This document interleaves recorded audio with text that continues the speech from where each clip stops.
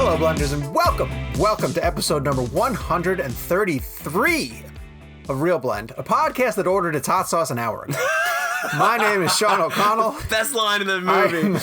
I am the there managing are like director. 8 listeners that are going to get that reference. But they'll all think it's funny. My name is Sean O'Connell, the managing director here at CinemaBlend, and your co-host, one of the 3 co-hosts of ReelBlend. Nice to have you guys. Episode highlights. The new Mutants opened in theaters. Did anybody go? We are going to talk about Tenet in so many different forms, including spoiler reviews, but we will give you plenty of warning before we get to that point. And today, Christopher Nolan joins us for an exclusive interview on the ReelBlend podcast, as well as with his leading actor, John David Washington. We got the two of them paired.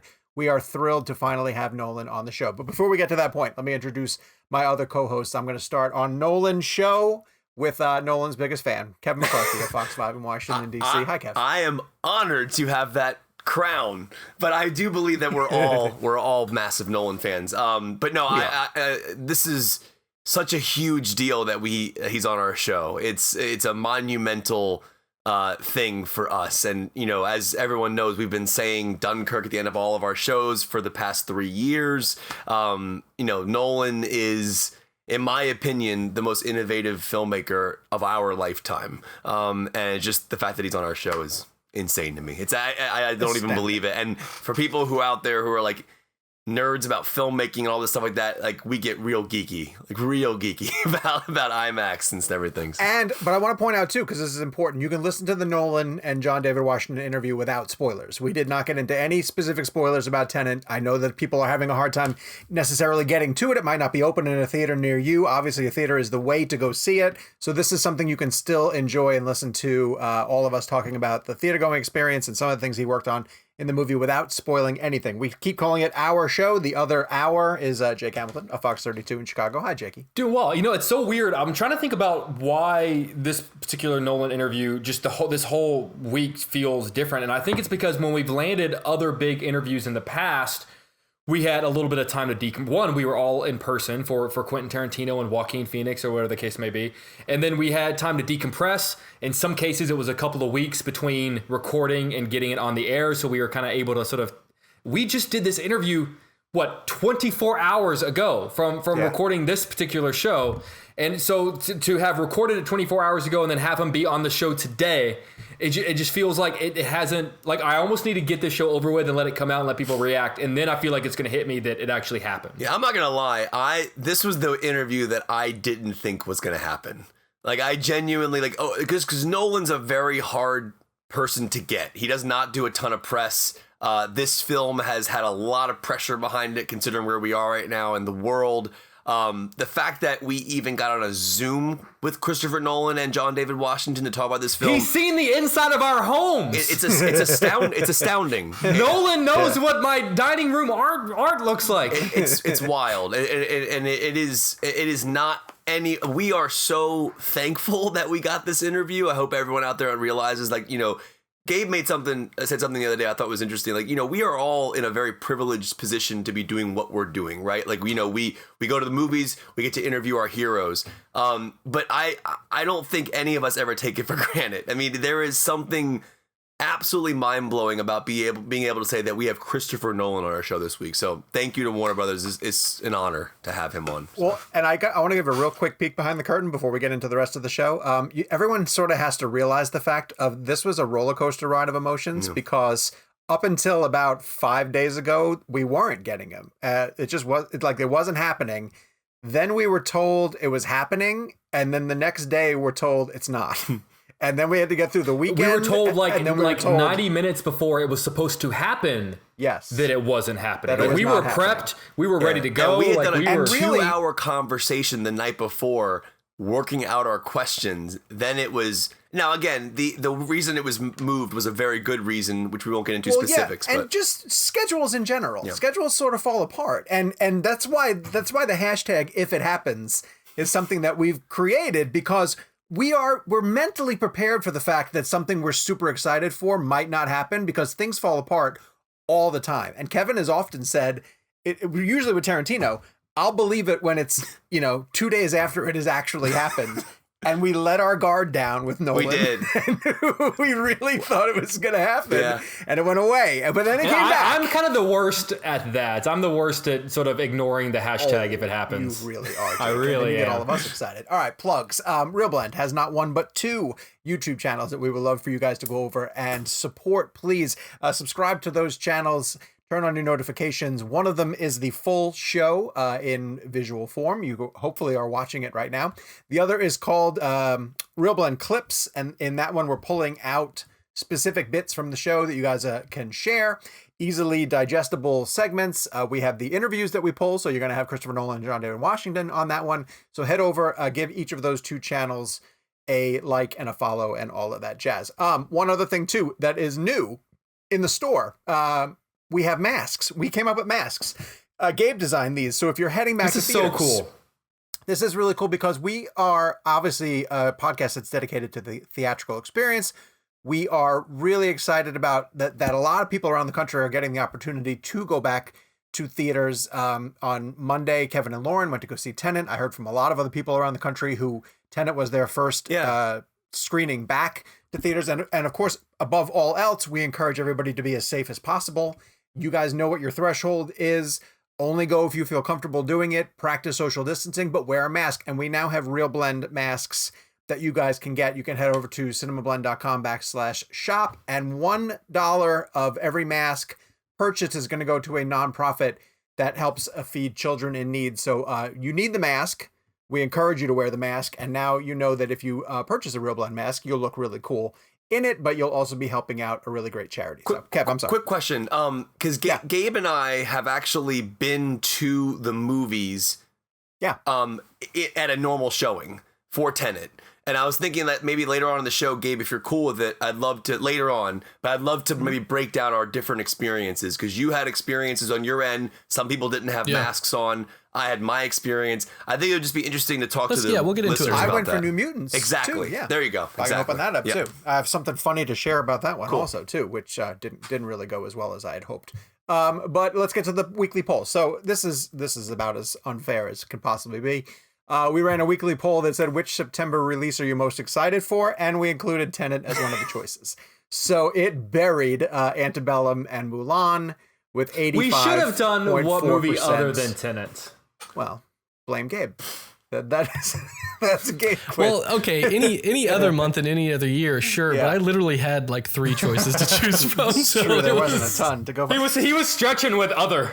So exactly. I think a lot of people it was a challenge for you to come up with your own. Other studios are paying attention to how Tenet does and whether people are going back and whether they're doing going to give well. it a shot. It's doing well internationally. I'm really curious to see how it does this week It when was it sold opens out last domestically. night when I went. Have we seen any? I know as of right now, as of this for recording, Monday nights? it's those limited ones. But have we seen any numbers from Monday?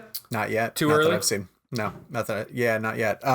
But I'm looking ahead to October, which is Wonder Woman, and November, which is Black Widow, and No Time to Die put out a poster right before we came on the air. I thought that was very interesting that they put out a poster. That's still November. I got popcorn last night, and the person I saw that in your picture. That made me happy. but the popcorn tub was the No Time to Die logo with the April release. Oh, really? It was That's so funny. weird. You better hope the popcorn wasn't from the April release. I know, but it was so strange seeing the original April date on it. It was really weird, but popcorn was so good. When I stepped out of my New Mutants screening, there was a Black Widow poster with May 1st, and I actually wanted to ask the manager if I could have that. It's like, can I have that, That's a please? keepsake. It's kind of a keepsake. Whenever I was a kid, how often, when I was in a movie theater, I would just ask an employee if I could have a poster, and they would go in the back and give it for me. No kidding, really? Yeah. Well, Like, you're a charming little boy. And I had a cute little Southern accent too. It's gone away. Jake, you know what? Next time I see you, I'll put this out there now on tape, so that way it's real. When I used to work at an AMC when I was in high school, and I used to sell tickets, and I used to go up and beg the projectionist to either give me a 35 millimeter print of a trailer or a poster. I know it's a bad movie, but I have Episode 2, the original Star Wars Episode 2 poster, theatrical, the teaser. That's a good one. So I'll give it to you next time I see you. It's the actual theatrical teaser for Attack of the Clones. I know it's terrible. I have a question for you, because I know that you have the Kill Bill trailer on film. What did what are the theaters back in when they all used to use film? Yeah. What did they do with them when they were done? Did they send them back to the studio or? So when I would walk into like the projection booth, and there would be like a wall of like, you know, kind of like this, but it had like little sections off, and it was labeled for every trailer they had. I don't think they were allowed to give them to me. I think you have to send them back to the studio. Like the Kill Bill one, the one specifically that I have, ran on the Gangs of New York print, and it literally says, "Do not show this in any G or PG films." But I don't think I'm allowed to actually have it. I think those were supposed to be sent back to the studio. But it's funny. I showed it to Tarantino for Hateful Eight. He could have been like, "Dude, why the heck do you have this? I'm taking this with me." No, it actually leads to that is the coolest photograph of any. Oh, I love that picture. It's such an amazing picture because he's holding the film reel, like, but he's doing it in such like a cool, like Tarantino way. Oh, it's the best picture of the world. And you putting it in black and white looks awesome. If you don't know what we're talking about, go find Kevin's picture. One of many pictures he has with Quentin Tarantino. But this one, he's holding that trailer that is stretched out the film, and it looks like a picture that he would take like for like a promotional thing, like a magazine cover or something. And Kevin just happens to be there, like in the background of the. We're vamping. I don't know why we're killing time. We have an interview to tease to with Christopher Nolan and John David Washington. Who? Ladies and gentlemen, the ReelBlend podcast offers you an exclusive conversation with Christopher Nolan. And listen, I know the one question we got more than anything else heading into this one is, did you get him to say Dunkirk? And listen, we certainly tried, and you can listen now to find out if it worked. Here's Christopher Nolan and John David Washington. Mr. Nolan and Mr. Washington, this is kind of aimed at both of you guys, but Mr. Nolan, we know how important it is for you to immerse your actors in an environment on the day of the shoot, putting them in zero G for something like Interstellar, leaning on sets to create the environments that you have imagined. I'm just curious how you immersed your actors in the concept of inversion, and what were some of the challenges that you guys encountered trying to do it on the day? Well, I think the main challenge was one that I didn't foresee, but in retrospect was very logical, is that you can't intuit this inverted set of actions or this inverted world. I thought when I was writing the script there'd be a point where I would be able to just intuit or just sort of visualize it. And I think one of the reasons that I find the concept fascinating is you actually need the camera to show it to you.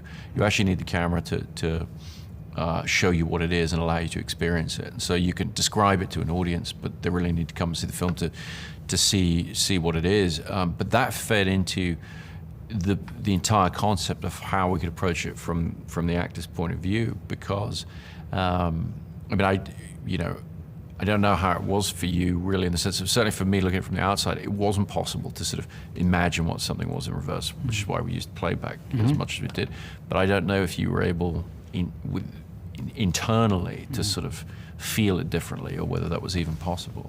Well, I think that the training process, learning these moves the way we did, and that sort of the physicality of it, trying to understand it from a physical level, perspective really helped me with the concept. Right. And then having, watching those playbacks in rehearsals really helped me with what it would be like in reality. Yeah. Like some of these moves, what they look like, because this is based in reality. Yeah. Like this kind of technology existing.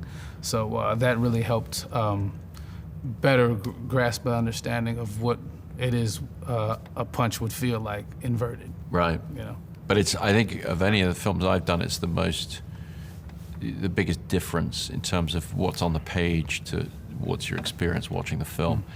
It's very visual. It's really based on the idea that the camera can literally show you time. And prior to the invention of the movie camera, there's no way of conceiving these things or looking at action backwards or speed it up or slow it down. Mr. Nolan, I was telling you earlier during our television interview about the idea of seeing Dark Knight on 70mm IMAX for the first time, and that being the moment cinematic immersion changed for me. And I have loved your use of IMAX cameras in your career. It's I saw Dunkirk 6 times in 70mm IMAX. I wanted to talk to you about the innovations that you and Hoyte van Hoyte made with the IMAX camera this time around, getting it into smaller spaces, but also this idea of the IMAX camera running in reverse. Can you talk about that as well? Well, when we first started looking at how we would apply the IMAX format to this material, one of our concerns is, could you run these cameras in reverse? And it turns out you can, and if anything, they seem to run better in reverse. we had fewer mechanical problems and the rest. They really performed incredibly well. I think it was partly as a result of now with Hoyt having done 3 films in a row on these same IMAX cameras. Each time we're refining them, he and his crew and the engineers at IMAX and at Panavision, they're coming together to just make the equipment work better and better every time. And we've become sort of bolder and bolder with trying to find ways to just use them even in the more intimate moments of the film, and really get them into the smallest spaces possible and get them into trickiest locations and never really give up on that. And one of my favorite shots in the film, which is a bit of a throwaway, is the shot looking down at the bow from the boat where you see the waves running back. Oh, yes. That's the opening of trailer 2. The opening of the the opening of trailer 2, pardon me. But that was one where we were on this icebreaker, and we would, I sort of thought, let's try and get a camera out there somehow and stick it to the side of the hull. And Hoyter and Ryan, our key grip, I mean, they found a little porthole in the bow of the ship and built a track that we could just roll it out and then use a stick to sort of tip the camera down. And, it was a very, very complicated shot to get, but it's things like that I don't think we would have dared to do with those cameras, when we were starting out with them on The Dark Knight. And with just over time and experience, you wind up using it as you would any other format, and that really frees you up. What about Horton jumping in a turnstile though, with the following me, with the? Well, yeah, they jump all of that stuff. He's doing his own stunts, man. This is true. He's doing his own stunts. No, that's the thing. Is he over these last 3 films? He's just taken that handheld approach to the cameras and really, yeah, exactly as you're pointing out, just jumping into the turnstile behind you and whatever. He just and on Dunkirk, there was a lot of just floating out there. He and I just floating in water with a little, like a boogie board with the camera sitting on it, and just because he wanted to break down, as he put it, the barrier between being above water, being below water, and in this case he knew how important it was to us to just be with the protagonist all the time, looking over your shoulder, going through the situation with you. And he did an enormous amount of work with this remote head, this automatic head, so that we could mount the camera in the car with these guys and just shoot over their shoulders as they're actually driving, as John David and Rob are actually driving through the chase, and just really get in the car with them, in the way that you would have in the 70s with like an IMO, 35mm camera or something, just sat in the back seat. He was able to give us a technical approach to doing that with this giant camera. Wow. Guys, there's such a great moment in the movie where the protagonist is sitting opposite Michael Caine's character, and he basically tells him, look, if you want to pull this off, you got to wear nicer suits, man. That's the only way you're going to be able to pull it. And it's such a great moment. But I was just sort of curious for you, Mr. Washington, as an actor, for you, Mr. Nolan, as a filmmaker, what did you have to adjust about yourself in order to pull off this movie? My eating habits to get in those clothes. A little more Pringles. Yeah, which Chris caught me cheating one day. I mean, I can't, but it was crazy how he did. But we don't need to get into details. He caught me though. We'll just say Pringles were involved. You can't eat just one. Exactly. Yo, you get it. And they had these, so they had the paprika like flavor. I've never seen those before in the States, so I had to get them, in bunches because I didn't know if I'd ever have enough. So anyway, it was. If the movie taught us anything, you already ate them, so you just had to do it. It hasn't happened yet. Listen, I got into the suits, all right? I got into them. We were fine. We were good. It worked out. Just between that and just a lot of the, just all the costumes they really just brought the character to life for me. Just every day putting it on, putting your gear on.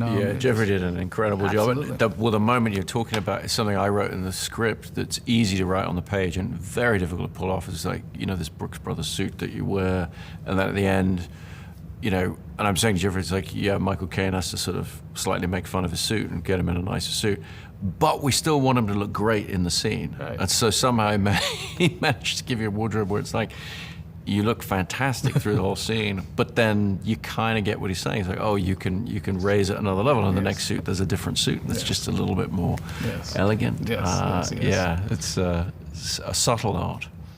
And Jeremy Theobald, by the way, in that scene, which was amazing, and I gotta say, it was, as a following fan, it was made me happy to see him again. And he by the way, he thought something. I talked to him the other day. He said something interesting. He said the Debicki-Bronner relationship kind of reminded him of the bald guy and the blonde in Following. Just the idea of that hold he had over her, and he thought that was interesting. I thought you might be interested in hearing that. I thought it was kind of cool. Yeah, definitely. Well, it was great to have Jerry back, just going and doing that for us. It was fun, really fun to see him again and work with him again. Mr. Nolan, you've introduced audiences to some really fascinating narrative concepts, whether in films like Memento, Inception, even in Dunkirk, the way your use of time. Your fans generally love when you build this challenging puzzle, and your movies kind of force them to figure things out. They've become some of the most beloved and original films of our generation. But I'm often curious, like, when do you ever get clever ideas, but you have to abandon them because you can't quite figure out a story to fit them into? I mean, yes, I suppose. It's really, well, cleverness is it's a tricky concept, because if the idea is really that clever, you could probably find a way to use it in a story. It's probably not as great as you think, and so it gets abandoned, or it gets put to the back of the drawer. I mean, I think Tenet, for example, the seed of that for me was always the idea of the bullet being pulled out of the wall and back into the barrel of the gun. And I have it in Memento in symbolic form instead of metaphorical form. But I always wanted to sort of find a way to make that a sort of physical reality for characters to have to deal with in a story. And that's what Tenet is. And that took me a couple of decades ultimately to sort of find that. And so it's not really so much, if you come up with an interesting notion or an interesting concept, you play around with it, and it either suggests itself as a story or it doesn't. And if it doesn't, rather than throwing it away forever, sometimes I just, I stick it in a notebook somewhere. And I've tended to find that the ideas that stick are the ones with value, the ones that you try and put them away and they don't quite ever go back in the drawer. They keep bugging you. Those are the things that eventually turn into something.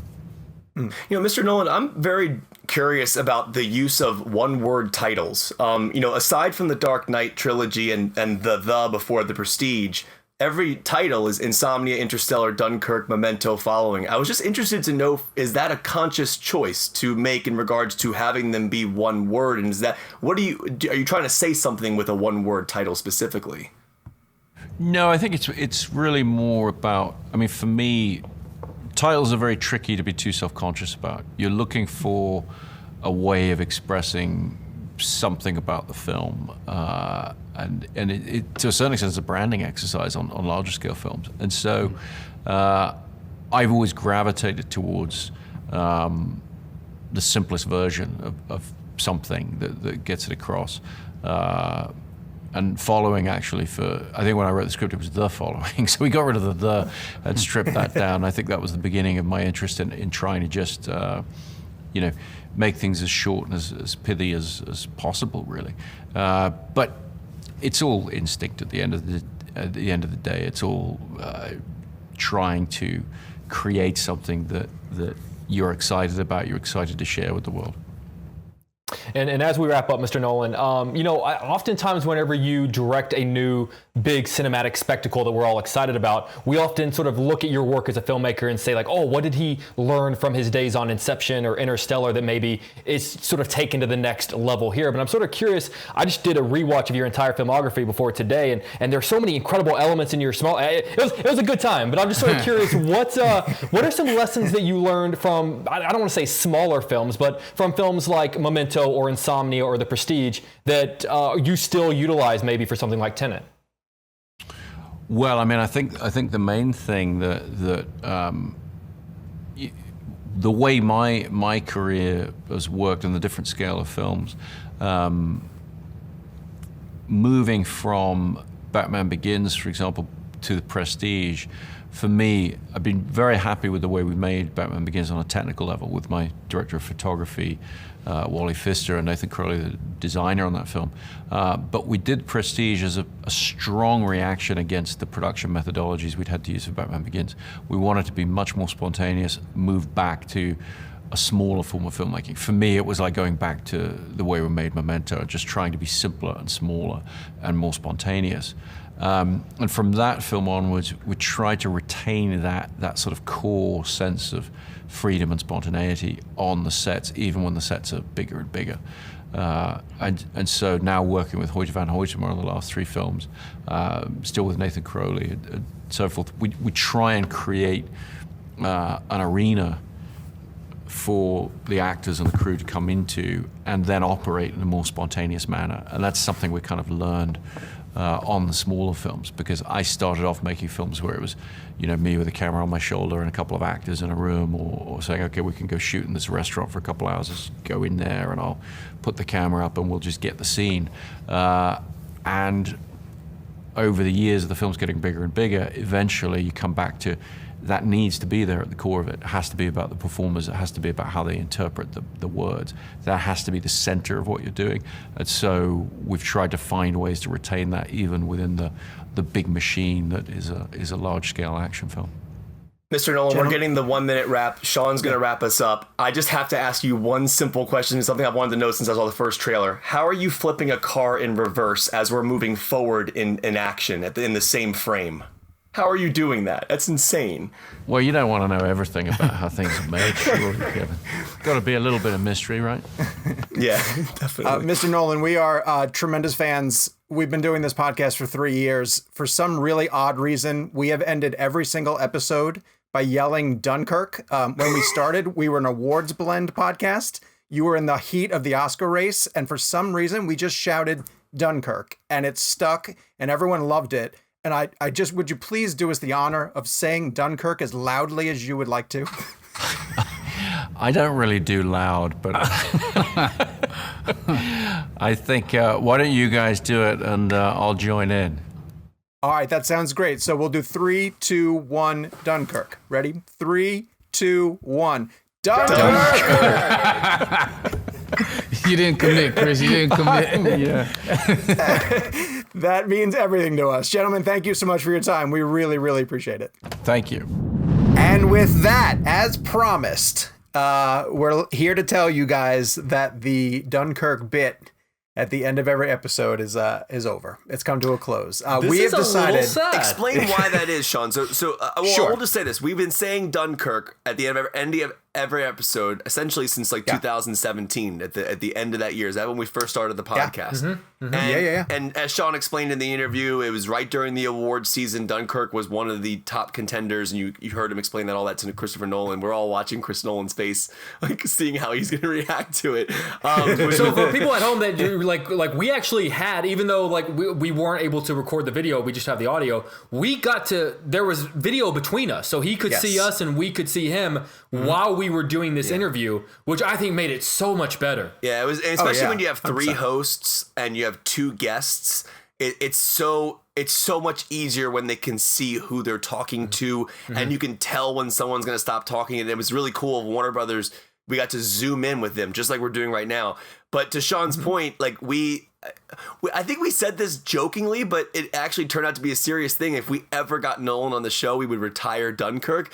I just don't think any of us actually thought we'd ever get Nolan on the show. So I think we were going to say Dunkirk every show forever. And that's what it was. We painted ourselves into a corner with the bit a little bit, because we were like, how much longer are we going to keep saying Dunkirk? It's an old movie. He has a new movie out now at this point. So he said it, and so we're going to retire it. Now that doesn't mean we won't come up with something different to say at the end of the episodes now still. If you listen to the premium episodes, you know that we have another running bit. And maybe that means we might one day get another person to come on It's my favorite! And say that title. But we're going to probably need some suggestions from you guys. So if you have another thing that you'd like us to throw out, or any other kind of way to end the show, help us out, because we need some help creatively. But it's got to be a similar scenario. So it's got to be a film of a director that we hope to get on the show Like that Fincher. if we get so like Or Spielberg. Sean, so West Side Story. I do have one quick question before we go. What was the inception? Why did we start saying Dunkirk? Because it was the award season for Dunkirk, wasn't But why it? did it become like an end of the show you screaming? were Because like obsessed with you it. started You just were obsessed screaming with the it. word. No, I know, Yeah. but like I'm just trying to figure out. Like I know I would say it, but how did we start to go? Oh, that's gonna be a bit we're gonna do. Like I don't remember that transition. I can say because I went back and cut them all together. Which was an amazing montage. We should have played that for Which Nolan. I don't know. Oh, Yeah, no joke. Yeah, that would have been. Here's our enough. 5 minutes. It's just a montage. No, but it was just a thing. That movie in particular, you were very passionate about people going and seeing it in the theater because you were very passionate about seeing it in the theater. And so it just started where you were saying it because you just wanted, it was the sign off thing. And you were just like trying to last thing, remind people, go see Dunkirk. And then it just became a thing that we kept saying. I think it eventually became a thing that the audience started saying back to us. Yeah. And so then it became bigger than Dunkirk and it was just about interacting with the audience, which is what it's been for All years the now. emails and the reviews would end with like Dunkirk. It was so cool. Dunkirk. Yeah, I know, really it's pretty sad. I don't know what they're going to say now. You know what? I kind of like, whenever I hear Kevin say it now, it carries as much weight. Like Kevin saying Dunkirk is actually important. like I forget it's a movie and Yeah, not just a kind of. thing we say. Oh, for sure. I used to laugh it's so not a hard movie, when, it's a movie. when Jake would counter it with Solo because he was kind of excited about Solo. Solo name scene or something like that. His face, look at his face. I love it. Well, when we get Ron Howard on the show, we can have him say it. Oh, He'll come on next week. I want to add one quick Hey, one, don't knock Ron Howard. one quick Yes. thing to the Nolan interview. So in the interview, you heard him talk about reversing the IMAX film and like getting that throwaway shot where they go out to the back of the boat and just shoot the water down. So I rewatched the film. I went and saw it again last night, and we'll get into this with the spoiler discussion. That shot is brilliant, like because it opens for people who don't know what we're referring to. The opening shot of trailer number 2 is the shot that Nolan says was a throwaway shot that they just used just to see if it would work, and that shot is amazing. Like that's a throwaway shot, and filmed in love it. reverse. It's so crazy. So crazy. I love it. He still has a lot of those independent sensibilities about him. So, all right, let's transition to news that broke over the weekend that we weren't able to address in the previous show. And listen, I know that we're super excited about Nolan, and it was great getting him on the show, but we have to sort of, mention the fact that we also lost an enormous talent and somebody who I still can't even process it. Like we did a video on CinemaBlend today where we just talked about the legacy of Chadwick Boseman and what he left behind at the age of 43. 43 is so young. And so obviously, we lost Chadwick Boseman. He succumbed to cancer after multiple years of battling this in private and still filming all of these films that he was able to put out right up until The Five Bloods, which he worked on with Spike Lee that came out earlier this year. It's hard to even know what to say. Like you can try to put in perspective everything that he accomplished. And I hate when we single out like one particular role for an actor, but there's no way that like the legacy of what he accomplished with Black Panther and the difference that made in the lives of multiple people, it can't be overstated. That movie, that character, the introduction of his character, the way that he personified Black Panther was a cultural touchstone for that we've lived through at this point now. Like that movie, the fact that it's the highest grossing Marvel domestic film, the fact that they created the culture of Wakanda, the environment of Wakanda, and that it immediately rose to the standards of the Avengers is nothing short of remarkable. The fact that the Wakanda Forever salute was just something that permeated our culture. He was the perfect person for that part, but that doesn't even touch on him playing Jackie Robinson, him playing James Brown, him playing Thurgood Marshall. Like he chose roles over the course of his career that spoke to the impact that he wanted to have. I don't think he has got a paycheck role on his entire resume.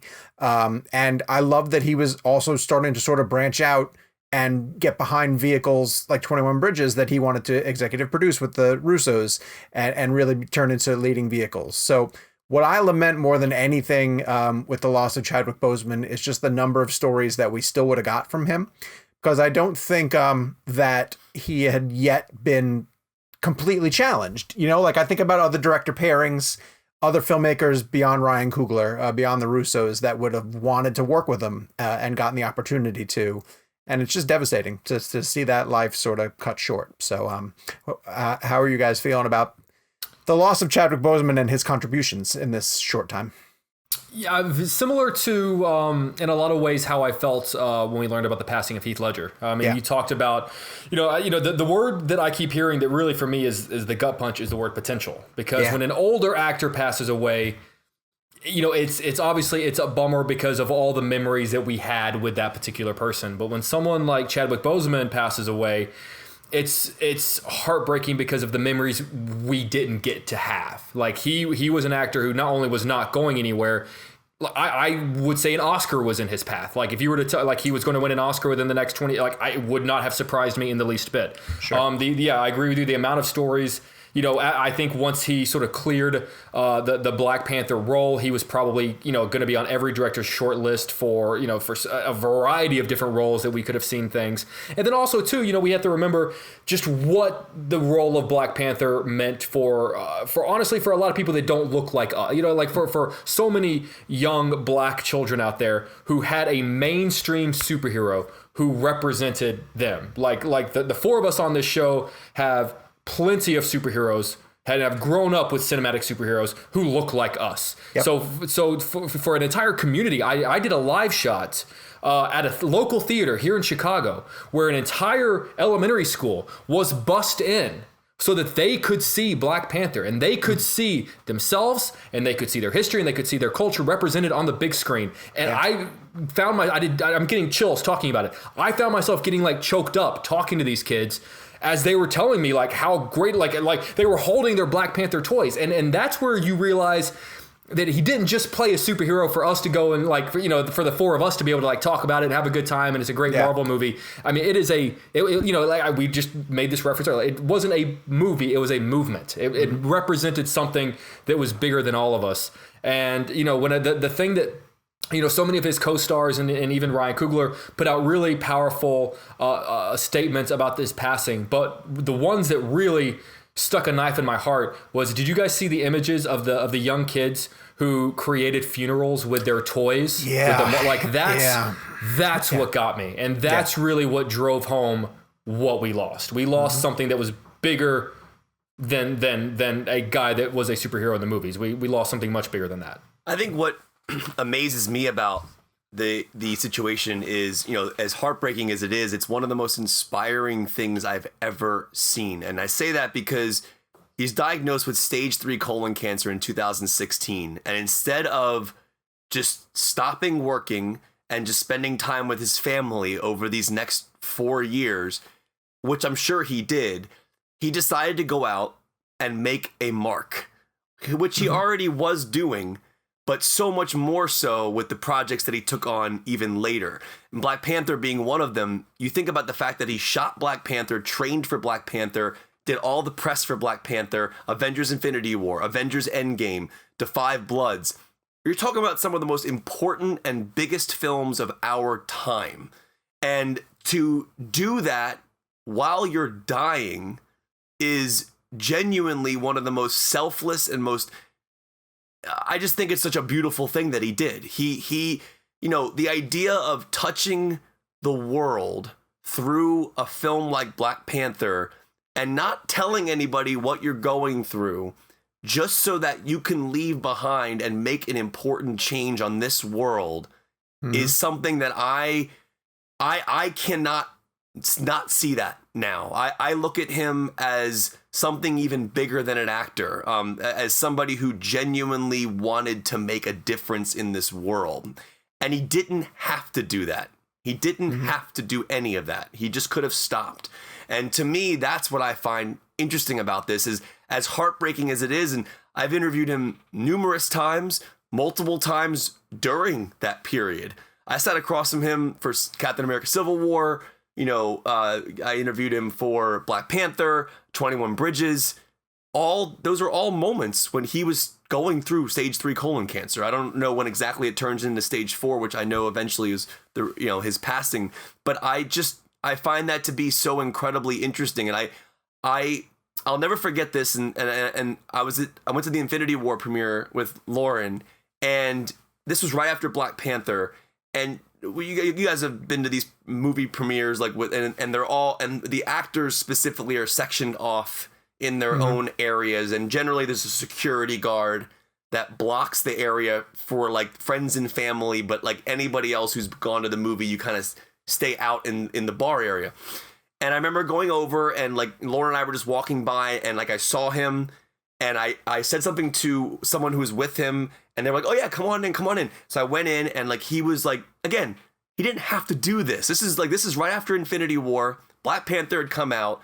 Guy's one of the biggest stars on the planet. Took a few minutes and talked to us about the film.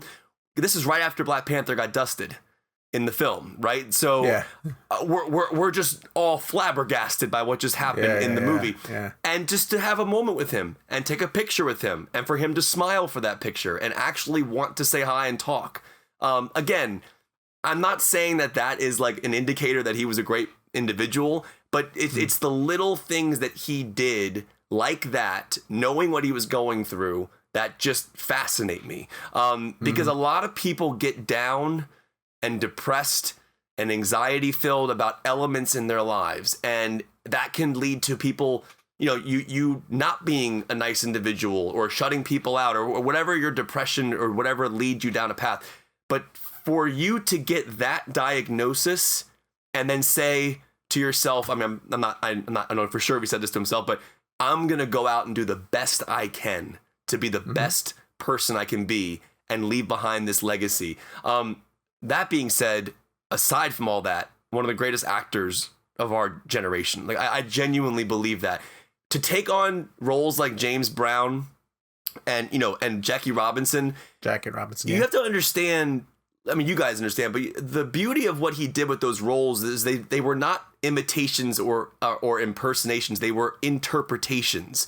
And I remember talking to him for 42, and he had this beautiful way of describing becoming Jackie Robinson, about when you become the character, it's like the spirit of the character's moving in and out of you, essentially. And that's how he viewed this material. Like he wanted to honor these people so much that he wanted to get it right, but he didn't want to do an impersonation of what, that person would sound like. This dude cared about his work, and you could see that in the work. You could see it in the way he talked about the work. But at the same time, to be going through that and Ryan Coogler didn't even know. His Black Panther director didn't even know that he. That's remarkable. Isn't that? I mean, it's incredible to me. Remarkable. So I'll end just by saying that I found this story, as heartbreaking as it was, to be a truly inspiring story, because Michael B. Jordan said it in his post. Like it makes you want to change the way you live your life. It really does, because as somebody, on my end, we all get down about things, and it's like, we just got to push through. And if he can do it, and he did it for those 4 years, anybody can do it. And last thing I'll say is The Five Bloods, ending on that film, I found to be very poetic. That character, the way the character is designed in the story, he's the one who saves his men. He's the one who leaves the legacy. The entire film is about finding his remains, the character's remains. I just feel like the projects he chose to do after his diagnosis, it's interesting to look at them and why he did them. They all have something very important to say. And I just, that's what I want to say about him. Even more so. Yeah. Brilliant choice by Spike to keep Chadwick in the flashback and have him work with the older actors too. Right. That's it's, in hindsight, such an amazing tribute to his legacy. So, I mean, we'll continue to hear these beautiful tributes from the people who worked with Chadwick, the directors and the actors who collaborated with him. And I love that ABC did Black Panther as a special showing on Sunday. I would love if that's an annual thing. I watched it again really cool. The other night. Yeah. It has a different weight to it. Yeah. It was my first movie back when I went to the theaters, in a very unusual turn of events, because my Tenet screening was postponed, and the theater owner, to kill time, because I honestly had hours to kill while I waited for the Tenet thing to be done, he's like, well, here's a bunch of movies that we're going to be playing all day. What do you want to go see? I'll just feed you tickets. And as soon as he said Black Panther, I said, oh my God, I'll go watch Black Panther again. That's phenomenal. And again, having no clue that this was about to happen, and just to have that movie hit as hard as it does, again, because it's fantastic. It was great. So speaking of returning to theaters, so let's get into some of our stories about experiencing going back to theaters. And again, I can't emphasize this enough that we are preaching safety above all else for anybody who is choosing to go back. And listen, this is the difficult conversation, because the people who say to us that they're not ready and it's not worth the risk, you might be right. You're right. You know, if that's how you feel, that's how you feel. But then we're also hearing from other people who are giving it a chance, and they're running into different situations, and sometimes it's working out really well, and sometimes it's still a little bit sketchy because of the other patrons that are involved. I went to go see New Mutants on Friday at a public screening. We needed to review it for CinemaBlend. We were going to do coverage on it, and so I went to a 120 screening in South Carolina and felt very, very safe. Everyone was wearing masks. The employees were wearing masks. The majority of the patrons, there was probably about 15 people in a pretty large auditorium. One guy didn't have a mask on because he was eating popcorn. And I guess that Regal's policy is if you're eating a concession food, you're able to take your mask off. Yeah. Gabe is making this face because... but what if it takes you the entire movie? Yeah. Then you just don't wear a mask the entire time. It's a personal responsibility. I had popcorn last night. I kept my mask on. You slide it down. Eat your popcorn for the amount of time you're going to eat it, 1 or 2 minutes, whatever it is, slide it back up. And isn't there a way to like wear the mask and kind of just like... No, but it's policy. You can actually do that. Yeah. One thing that happened to me, though, because I walked into the lobby and there was nobody there to take tickets. It was 1:20. It was probably one of the first screenings of the day. The staff was still sort of figuring out what was going on. So I walked over to the concession stand. There were a couple of employees sort of gathered up, and I said, hi, where can I check in? Literally, I could have just walked in and walked right into the auditorium and nobody would have stopped me for anything. But I had the ticket on my phone. So I was like, oh, where can I check this in? And the guy goes, oh, come on down here. I'll do it for you. And I walked down to the register and I showed him my phone and the thing. He goes, oh, yeah, I'll scan that for you. And he took my phone from me. And he's holding it and like waving around the thing. And as he's doing it, I'm like, you shouldn't be touching my phone. Like, why are you touching my phone with your hands all over everything? And so they're not there yet 100%, but they're figuring out as they go. But I felt safe the entire time. I really didn't feel like I was at any kind of risk. And I don't know. As it gets on in the process and more people start braving it and the crowds get bigger, that I might feel differently, but as it gets on, they've only had 6 months to get their shit together. No, I more mean that when more people go, and it's a little bit harder to social distance in an auditorium. Because Gabe, you weigh in here. You texted us right before you went and saw Tenet, and you said that there are people sitting right near you with no masks on. Yeah, I don't want to get too far into this because this is not really our show, but yeah, I wasn't super comfortable. I went because Tenet is a very particular movie and I have a particular job and it's going to get ruined for me. And so it motivated me enough and I wanted to see firsthand, like, hey, how are they doing it around here? You know, I live in St. Louis, but it's still Missouri in the Midwest. And sometimes we make really poor decisions. For the most part, it was fine. There was a gentleman who was nearest to me. He was still, you know, several feet away from me, maybe seven or 8 feet away from me. I'm not a medical professional. I'm not I'm not a scientist. I don't know how these things work. But it was still enough to make me feel uncomfortable that he sat the whole movie not wearing a mask. Made me not really want to go back. Just for the risk alone, just wasn't really worth it. Till Dune comes everyone along. Has their yeah. I didn't feel very smart. Let's just say that I didn't feel like I was making the smartest decision I could. Still enjoyed. But Kev, you felt pretty safe when you went. Yeah, I mean, listen. We've had a lot of different discussions on this show about movie theaters reopening, Tenet is going to reopen or not reopen. And for me, so I've seen Tenet twice. Once was in a press screening, but I went to the same theater to see it again with a public screening. It was sold out and it was socially distanced. I had popcorn. Everyone had a mask on. I didn't have any issues with people not wearing masks. Now, going back to what Sean was saying, it's all based on your personal preference. If you're comfortable going, that's fine. If you're not, there's no judgment whatsoever.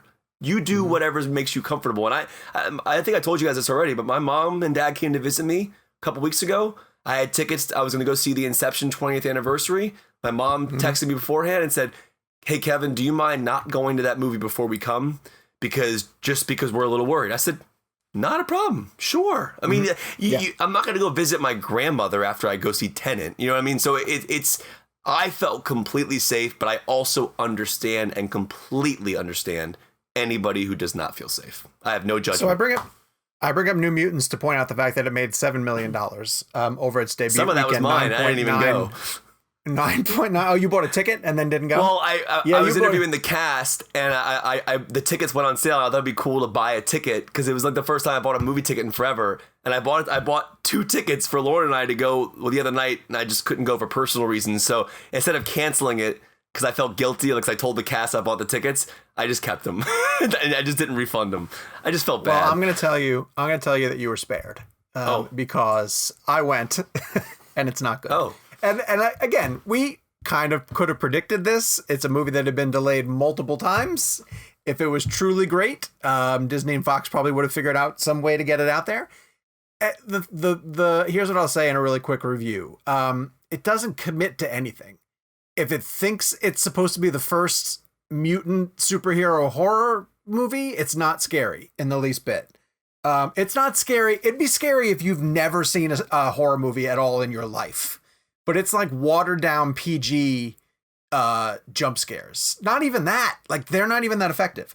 As a superhero movie, it has like no action whatsoever at all. It's just watered down. It's just bland. It's totally forgettable. And I hate that we paid as much attention to this movie as we did because of all of the circumstances surrounding it. I do feel bad for what happened to that film, to be honest with you. I do too. I feel bad for what happened, what Josh Boone had to go through with that, and the idea of the film getting caught up in the merger. And it's got to be rough for that to happen as a filmmaker. Sad. Absolutely. It is sad. I feel bad if the movie were good. I still feel bad. Regardless of the movie being bad or good, a lot of work went into it, a lot of passion went into it. And I just don't. Do you think this is his cut? Do you think this is the cut he wanted? No. Are we starting a new one? It's my next book. Release the Boone cut. Yeah, I don't know. It's weird because I really did try to judge it from the perspective of what if this movie came out when it was supposed to, like in 2017. But even by the standards of the X-Men movies that were coming out then, it's boring. It's lame. Like, it's really like 2017, we'd seen Logan, we'd seen X-Men Days of Future Past, we'd seen them challenge the genre and elevate mutant stories, and this is like a weird, it felt like a movie that was made in the early 1990s before the studios had even figured out how to really do superhero movies yet. So I don't get it. And the cast is the cast is perfect. They're really great for the characters. The movie just does nothing for them. And so I think Josh Boone sort of let them down with the script. It's almost like if you got these characters, but then you didn't do anything to take advantage of what makes them special. You never really see their powers on display. The way that they interact isn't special. It's just disappointing. All of it's disappointing. That's a bummer. So, hey, New Mutants, probably coming to HBO Max sometime soon. Speaking of coming to streaming, on Friday, September 4th, you guys are going to be able to see the live-action Mulan because Disney's putting it on their Disney+. You probably know this by now, but it's going to cost you a little bit extra to see it. Even if you have your Disney Plus subscription, it's going to be an additional $29.99, essentially $30 to rent live-action Mulan. We have screener links, and I'm watching it tonight. Kev, I think you're watching it tonight. I'm actually... So everyone's watching it? I've never seen the original Mulan, so we're watching the first one right after the show, animated, and then I'm going to watch the new one. You got a Donny Osmond treat in store for you, sir. I heard Eddie Murphy's great in it. I've never seen it.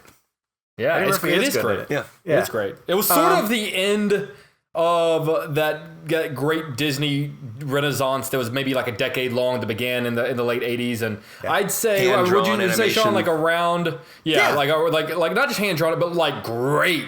Like it was like Little Mermaid and Beauty and the Beast and Lion King and Aladdin, and I'd say Mulan was sort of like the end. Wait, then that's interesting because that's all the live action ones that we've basically gotten just now, except Little Mermaid, which they are doing, which is coming. Yeah, which they are doing. So we will have reviews to the new Mulan in the next episode. I'm sure we'll bring it up at that point.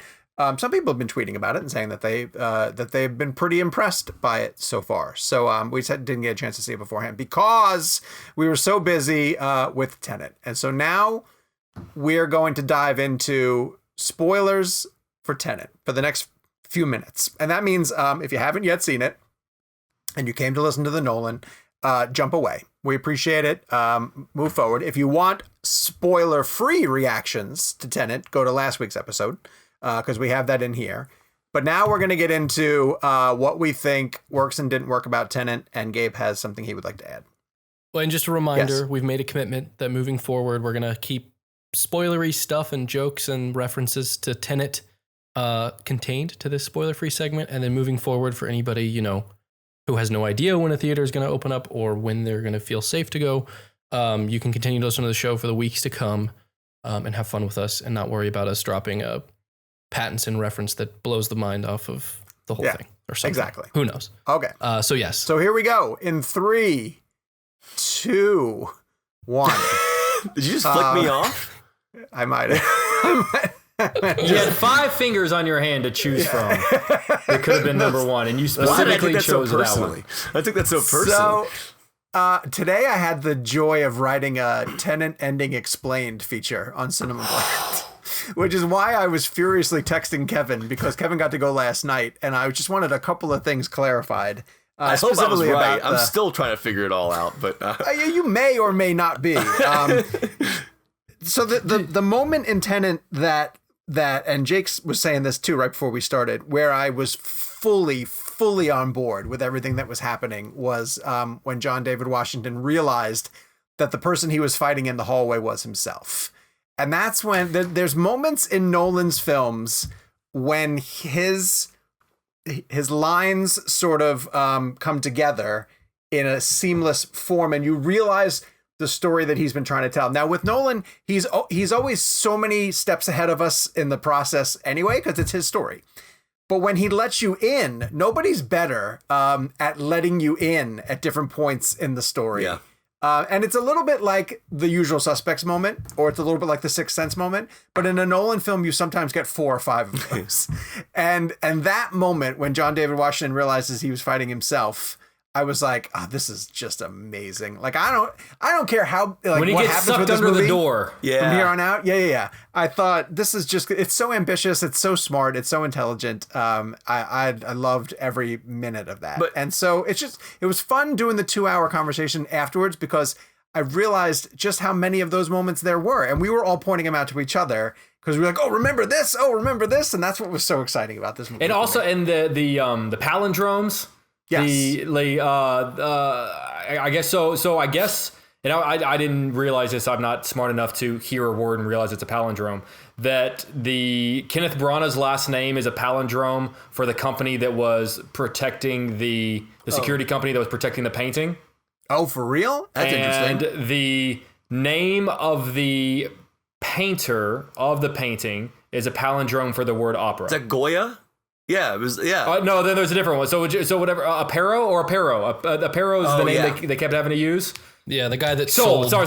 Yeah, so Aparo is a palindrome for the word opera. Part of me feels bad for Nolan, because I don't know how his brain works. Like, imagine just trying to go through a normal day as Christopher Nolan. You guys thought I was joking for the longest time. I've been telling you guys we weren't ready for this film. I literally. But I will say.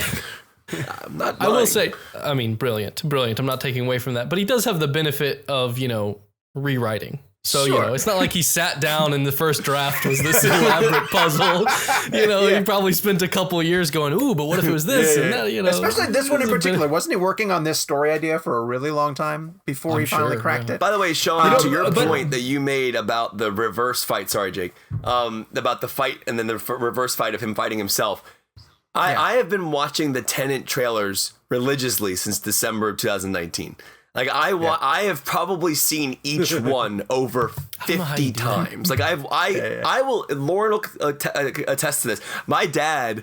So my parents were here 2 weeks ago, And I think it was a week ago or so. And the final trailer came out, the one with the Travis Scott song playing through, which I really like. Yeah. Which that trailer shows a lot of the third act. It does. It's heavy third act. But you don't know what you're watching. Yeah, you don't know yet. But what's cool about that was I must have played that trailer 10 times over that weekend because it just came out that weekend. Tenet times? Yeah. So my dad texts me almost every day and says, "Hey, Kev, did you watch that Tenet trailer yet? Have you seen it yet?" Like, he's like completely just messing with me.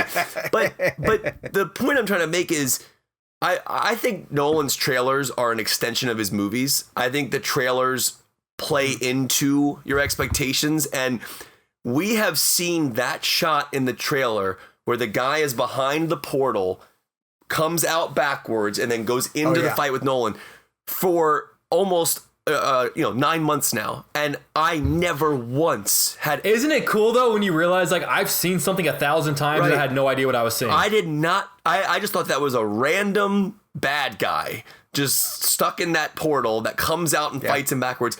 The idea that was John David Washington the entire time is insane to me. Okay, so let me ask you a question. I want to ask a question about that scene specifically. The first time that they get around to it and they come through the door, I have two questions about this. Robert Pattinson says, "What happened here hasn't happened yet." And John Davidson hasn't happened yet. Wouldn't Robert Pattinson know what's going on? Is that a leading question by him? Pattinson is his character is kind of a guardian angel. I think, and as he's walking through the film, he already knows John David Washington. Now he hasn't been through that moment yet. Right. So, but because keep in mind, he doesn't realize that guy is John David Washington until later. Until he takes the helmet off, and then he looks, and then he tosses the helmet back. So so in that moment, even he doesn't know what's about to happen. Pattinson knows the general arc of what's going to happen with John David's character. Because you have to look at all of their paths as linear. Mm-hmm. Okay, but the big sort of overall point that I want to make is everyone keeps talking about how this is Nolan's Bond movie. Like that's the big, like that's the company line. Okay. That's what critics are using. I didn't get a Bond feel. I mean, I understand, especially because I feel like Branagh's character is kind of a Bond villain in that sense. Yeah. Sure. But I mean, I sort of quickly referenced this before Gabe had a chance to see it, and then regretted saying it because I didn't want to spoil it. I think this is Nolan's Terminator movie. Yeah. Like to me, this is a much closer like interpretation to him doing Terminator than him doing Bond. Or Back to the Future. If only because you send somebody back. Like you're just hanging on the concept of sending somebody back, right? Sure. Sending someone from the future in a way back. they're sending somebody back. It's sending someone back in order to affect a person who doesn't know in order to prevent the end of the world. Yes. That's Terminator. A little bit, yeah. It's just a lot more layered. Oh yeah, it is. Yeah. It is. But it's definitely a mesh of those concepts. Yeah. Still, it's still very Bond. I would say that this, with the way that it ends, this is like the Casino Royale of Craig's Bonds in that it's like, although it begins with him getting 007 status, I would say it's more like a Bond movie in that at the end of this movie, John David Washington becomes Bond. Yeah. You know what I mean? Like at the end of this, he becomes the guy that ties apparently the one that the Bond film that he most looked at was The Spy Who Loved Me. Which really? I believe now I read that somewhere. I don't remember where. See, that makes me want to go back because I don't know the Bond movies well enough to be able to differentiate that. Especially the older ones. He showed his cast Once Upon a Time in the West before they shot, from what I understand as well. Which is there's so much structural elements that I'm just interested in knowing. But yeah, anyways, go ahead, Sean. Here's an odd question: do you want them to make a continuation of this story? No. So I'm of two minds about this because there is a part of me that feels like, especially what the last 5 minutes tells us, is that there are a lot more stories that need to happen / have already happened. Yeah. And and the thing that you and I mentioned when we were talking after we both saw it is that I really thought the film was going to go back to the opera. I did too. And I kind of really wanted that to happen. But why would you need to go back to the opera? Well, because then the movie would be a palindrome. But it kind of is in the sense, so in the beginning of the film in the opera, that's when Robert Pattinson's character first saves John David Washington's life. I kind of wanted a reason to have to go back there. Yeah. For some reason. Here's think about it structurally. It builds to a point in the moment where John David Washington goes through the timetable, the cylinder. The portal. What are those called? Yeah. It's a portal of some sort. Yeah. And then he goes back into the highway sequence. Mm-hmm. And then they have to go backwards into the airport heist. I get what Jake is saying, that if they go back, they should go all the way back to the beginning, which would be the opera. Yeah, and then Nolan's made a yeah. full visual palindrome. The only reason they went back to the airport is because that's where the portal was. The opera didn't have Correct. didn't have a portal in it.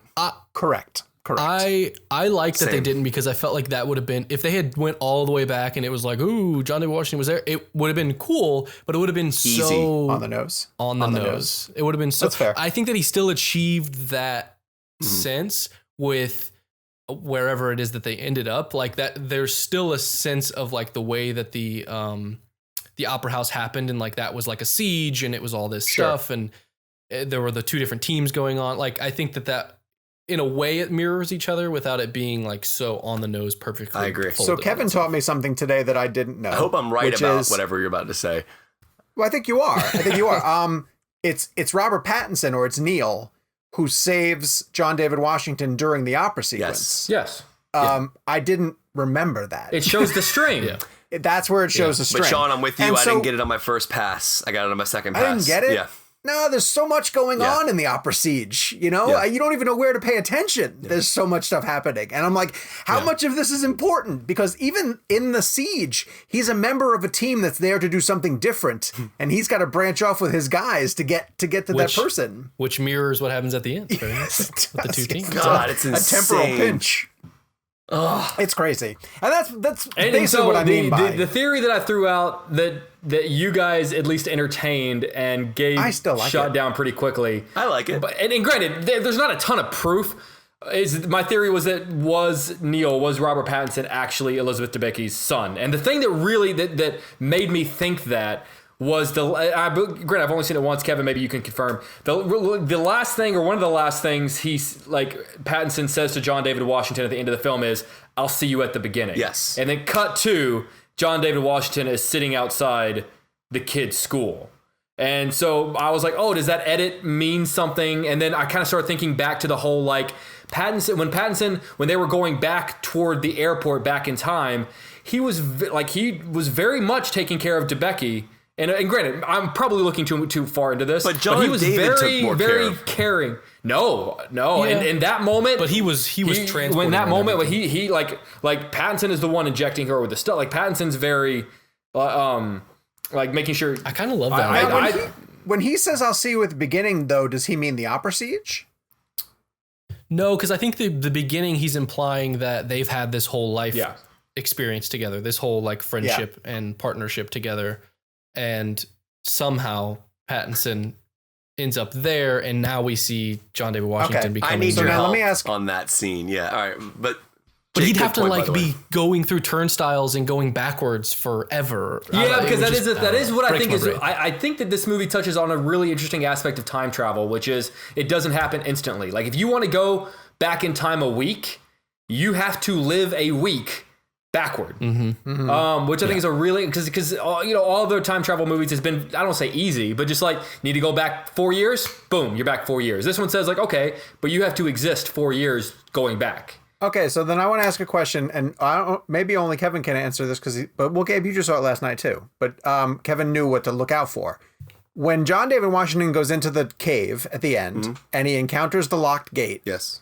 one of Branagh's guys is on the other side of the fence. And what is he doing? What is he trying to... He's trying to get the last piece of the algorithm, right, Gabe? Okay, they're going to bury it. Right. all of it. It's all in- together. and then bury it. Yeah. Because then Now- you can hit the death switch and then... This is the part I don't remember.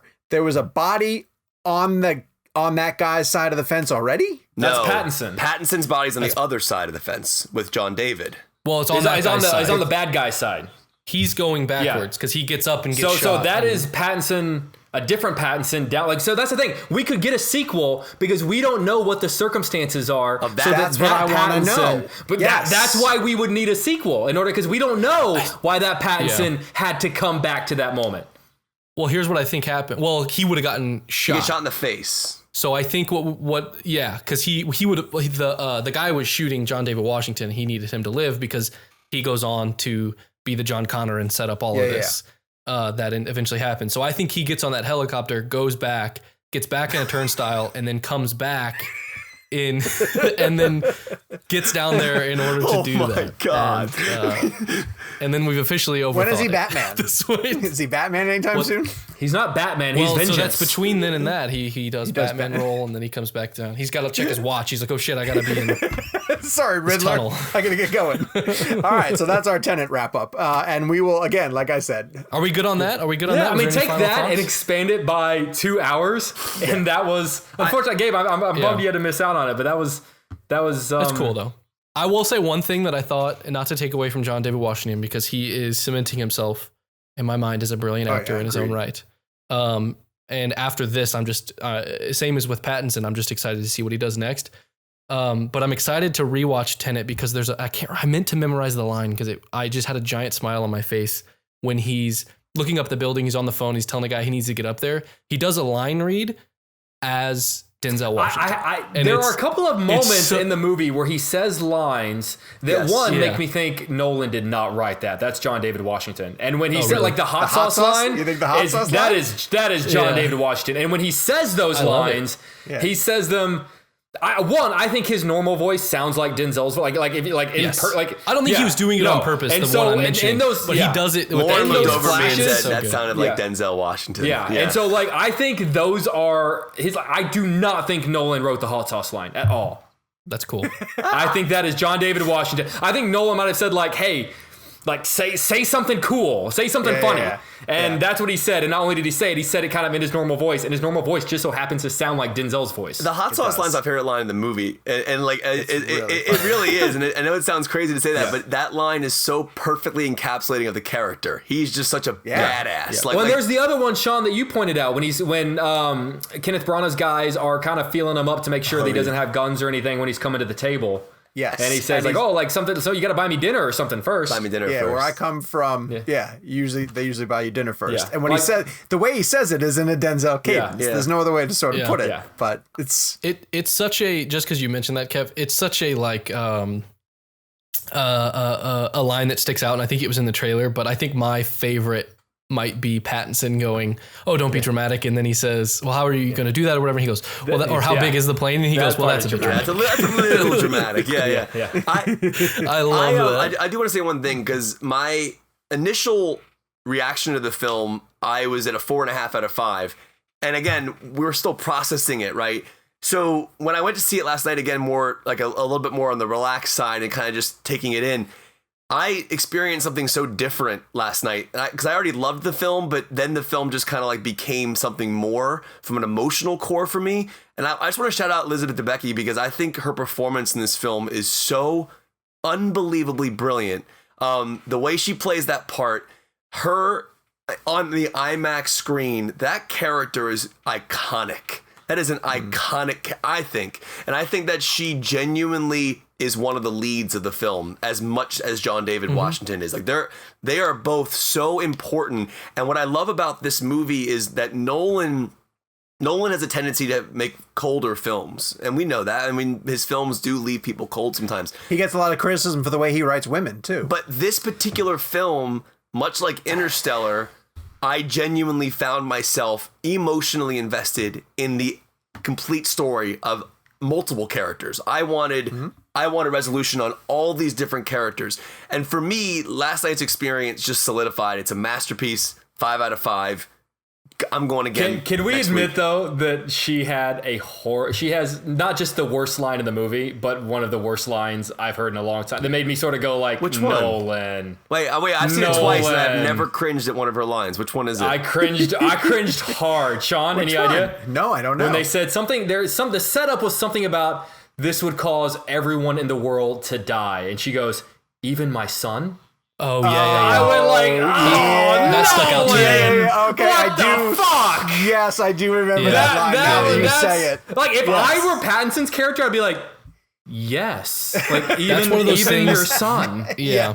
That's she was one of those delirious. She things had a bullet in her. Come on. Could have just been handled with a great close-up. Agreed. And that's it. And she's a great enough actress to pull that off. All you needed was a close up of her reacting to that line, and you get. Once you say it, I remember hearing that line and thinking, listen, it's no solo name scene line, but it is. It's up. You know what? Every time you knock rock the solo name scene, I'm going to look back and go, even my son? Let's transition right into our blend game for this week, which appropriately enough for the episode where we finally got Christopher Nolan to join the ReelBlend podcast, we are going to play hashtag ChristopherNolanBlend. And I'll go first and drop a bomb. Now, this is favorite.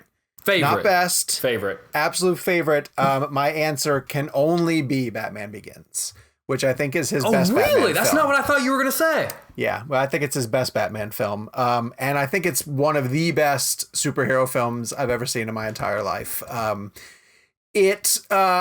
You hear the terms thrown around far too often now, and you forget that they exist because of Nolan. It was grounded and it was realistic. It made me believe that this guy could become Batman.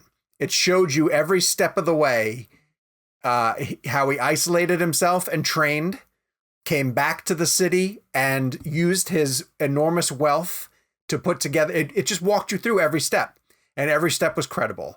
How he would have access to a tumbler, and even like the tumbler, they had lines with Morgan. It's one of the best scripts ever. Like when Morgan Freeman's just like, "Oh yeah, that's an experimental military grade vehicle," and you're like, "Oh, I guess that makes sense." And he goes, when he comes around to ask about spelunking, like these are things that a billionaire could say to his weapons developer, and all of it fit. But what I love about Batman Begins also is that it doesn't rely on the easy villains. It uses Ra's al Ghul and Scarecrow, and you would automatically, even the way that the Robert Pattinson one is going to bring in right off the bat, you got Penguin, Catwoman, and the Riddler. Like Batman is one of the most famous rogues gallery, and Nolan was essentially like, I don't need him. Just give me Liam Neeson and Cillian Murphy, and I'll make it work. But I also hold on to Batman Begins because I'll stand by the fact that the reveal at the end of that movie, and I think Jake disagrees with me, doesn't necessarily set up a sequel. It just could have been the most satisfying ending to a movie that simply says, here's the launch pad for a crime fighter in Gotham. Naturally, he's going to have a Joker eventually down the line, but in much the same way that with Joaquin Phoenix's character, okay, so we saw Bruce Wayne's parents get killed. Eventually those two are going to cross paths. We don't need to see it. But of course, it was so successful and made so much money and was so critically acclaimed that they convinced Nolan to come back. Now, I will almost stand by the fact that I don't know if Nolan ever wanted to do more Batman movies. Yes, he did a great job with The Dark Knight. I don't think after Dark Knight he wanted to do the third one. Oh, absolutely not. No. He definitely did not. You can see it in the movie. I like Dark Knight Rises, dude. No, you don't. So I was kidding. If you lay out Nolan's entire filmography on DVD Blu-ray, and you said to me, pick one to sit down and watch right now, I'm picking Batman Begins every single time, because I think it is just an airtight package. I think Oldman is phenomenal as Commissioner Gordon, eventually becoming Commissioner Gordon, and I think Bale is a good Batman and the best Bruce Wayne that we've probably seen on screen. So that's my pick. That's my pick for Christopher Nolan. I'm going to branch off of that just because I think I know what Kevin's is. And I'm going to branch off and say that my favorite is The Dark Knight. There you go. And for a lot of the reasons that you say you love Batman Begins because it realistically builds up this character. For me, the reason I love The Dark Knight is because I think it realistically breaks him down.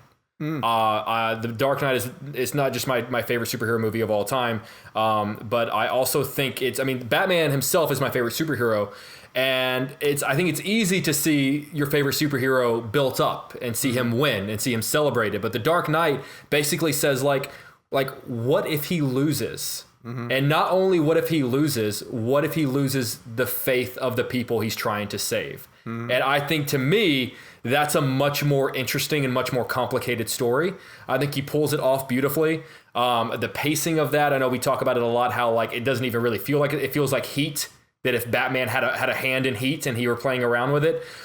There's nothing I can say about Ledger that hasn't already been said. But very, very similar parallels to why Batman Begins is your favorite. The creation of Batman, I like Dark Knight because it's basically the destruction of Batman. Kev? I feel like this is just I mean, you guys already know the answer. I mean, it's Interstellar. That's why I jumped in. I hope you don't mind. That's why I jumped in, because I feel like mine was an. Let me ask you one quick question. Do you ever envision could Tenet surpass Interstellar? It depends. Like again, I could watch Tenet on the fifth pass, it could become my favorite. I don't know. Yeah. I think the reason Interstellar will always, I believe, have that mark is because it was the first time that I truly emotionally invested in Nolan's characters. And I always, again, love Memento, love Dark Knight, love Batman Begins, love Following. I emotionally invest in those characters, but I never really...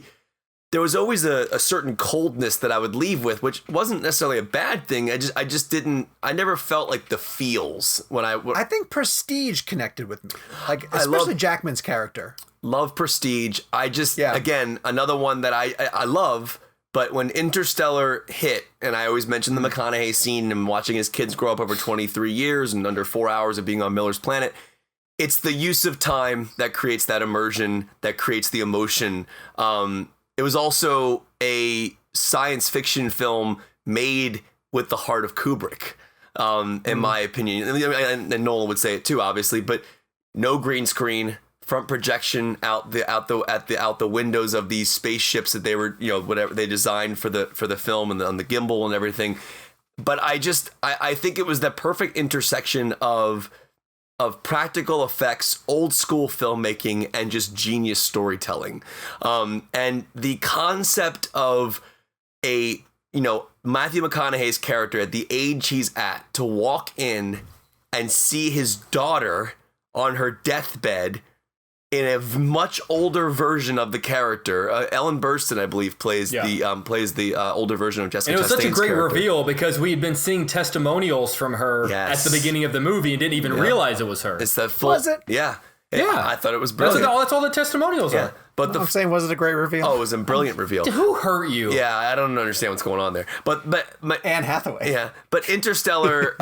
Hey, that's my wife you're talking about. I know Interstellar was the obvious choice for me to go with because it's the one I talk about the most. But Dunkirk is actually the one that I put on the most in my house, if that makes sense.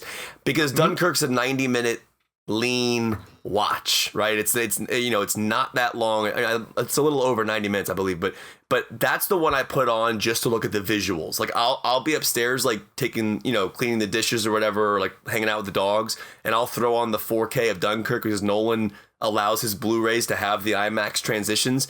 But Interstellar, no question, favorite. So wait, have you seen the first 10 minutes of Dunkirk or the first half hour of Dunkirk more than the entire thing? No, or will you ever jump to the middle? I've seen the entirety of Dunkirk. He tunes in for the Harry Styles part. That's it. Over 10 to 15 times. But yes, I've watched the beginning a lot more just in passing. Yeah. Jakey. Quick question. At this point, Nolan's made, I believe, 11 movies, including Following. Top half or bottom half, where do you put Tenet? Oh, top half, no question. Top half? Oh, it's like number I think 4 for me. I think gave bottom it 5 half out for of me. 5. Bottom half. Oh. Yeah. It's still my favorite movie of the year, but I'd still say bottom half. Oh, I think here's what's Gabe? All right, we got to get out. I don't know if I can process that. Wait, Jake. Dark Knight. Instinctually, I haven't thought about it like this, but instinctively, I want to say top half. Yeah. But I haven't thought about it more than just right now. Jake, what's a better movie? Dark Knight Rises or Tenet? I think Tenet's a better movie. I think Dark Knight Rises might be easier to watch, like, casually. Oh, you're so wrong. That's so wrong. That is a wrong statement. That is a wrong statement. Hey, one of us has a heart out, and it ain't me. All right, so Alexander Struntz says for his audience pick, hands down, he has to go with Interstellar for this one. Although, he says, Tenet was very cool last night, especially since I got to talk to Kevin and Lauren about it before and after the movie. I have a picture with this guy. Wait, I'm going to show it right now. I took a picture with him so I could show you guys. While you're doing that, I'm going to say, do you have it there? Yeah, I have it right here. Nice. Long story short, Lauren, I know you have to get out, but Lauren and I went to Tenet last night at Tyson's, at AMC and Tyson's, and when we were sitting at TGI Fridays having a drink before the movie, this guy looks at me. And he's wearing a mask. I'm not wearing a mask at this point because I'm sitting down for a drink. And he goes, the first thing he says to me is, "Are you Kevin from ReelBlend?" or something like that. Like it wasn't, "Hey, Kevin from Fox 5 or Kevin from the Junkies." It was Kevin from ReelBlend, and it was like that was a really cool thing to like have someone say that out loud. And so this is him right here. So he's the gentleman. That's the guy who probably sent in, nice. And that was his friend. So this gentleman didn't listen to the show, but this is the ReelBlend fan. Hey, but why not? You're shaming no, him not at all. Not yet. He Not yet. hadn't listened to the shows, but now he's going to because he knows we have Nolan yet. this week. So yeah, yes, that's right. He knows that we have Nolan. Cool. Okay, Michelle Garrist and Ezra Cubero both say Inception. Kevin Lee says The Dark Knight. And then Casey Proctor and Brandon Pope said The Prestige. We want to thank everybody for participating this week and for celebrating Nolan's filmography. For next week, obviously, in tribute to Chadwick Boseman, we're going to play hashtag ChadwickBosemanBlend. So please let us know your picks via social media. You can use hashtag ChadwickBosemanBlend, and you can email them to us at ReelBlend@cinemablend.com. That is where you can also send reviews for the show. And this week's review comes from Caleb Newburn, who writes, longtime listener, first time caller. Waka waka. Where's my? I need one of those. WNBC. I've been an avid film fan for as long as I can remember, and have always enjoyed tuning into film podcasts and shows to hear different perspectives on all things related to them. I've jumped around between plenty of film podcasts over the years, but ReelBlend is the only one that I continue to come back to week after week. One of my big problems with many other film discussion shows I've listened to is how cynical they can be. Most of these shows start off strong with enthusiastic hosts, and then over time, they seem to become very jaded and almost disinterested in talking about movies. So I tweeted this the other day, and I kind of mean this, like, the Twitter in general exists to just remind me of how many people in our business just don't like movies. They just don't like movies. They find something to complain about every single time that something comes out. And listen, I'm a cynical person and I'm a pretty jaded person, and I can go to the negative very easily. But when you're constantly complaining about movies, it's exhausting. And it makes me want to ask these people, like, why are you doing this? Yeah. Like, go do something else that you like if you can't find anything to celebrate in terms of cinema. Yeah, I know, Gabe. I went off on a tangent, but that no, you're not wrong. You're not wrong, though. You're not wrong, and it's frustrating. You're not wrong. Sean's been having this. This has been bubbling up inside Sean. You're not wrong. It frustrates me too. It gets to a point where a lot of shows seem to put more of their energy toward tearing down films and filmmakers rather than building them up. ReelBlend seems to have done almost the complete opposite. Well, thank you. Yes, we inverted the show of film. Whether they're interviewing Quentin Tarantino or the director of a movie like Bloodshot, they always approach the interviews with a huge level of respect for the filmmakers who put years of their time and energy into creating something. Did we interview the director of Bloodshot? Sean did. Sean did. I did. Yeah. Yes, I did. Yeah, but that review's not wrong. Every time I hear Sean do an individual interview for a guest that might not have a big name, he always approaches it very professionally, like you would with any big director. I want to step in, not because it's polite, but while we may not have liked the movie, he was a great guest. He was really great. He was cool. Yes. Yeah, I remember listening to it. Yeah. Absolutely. He was a relatively new filmmaker who was super excited.